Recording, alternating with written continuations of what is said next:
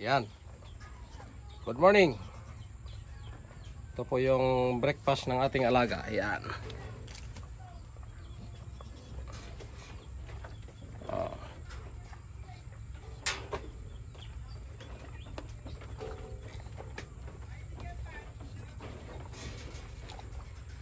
Yan. Ang ating dappled head US back. Yan. Kita nyo naman kung gaano kadami ang kanyang tsaa. Oh.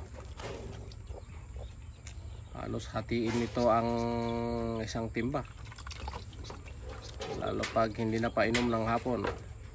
Twice po tayo nagpapainom ng tubig. Yan. Bago breakfast and before supper.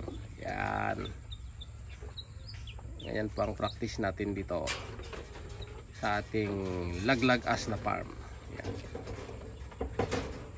Sa ating farman. Yan. Pero wag natin masyadong patabay ng ating back kasi hirap din sumampa. Kawawa rin mga nagpapasampa. Yan. Happy farming, Kagoti.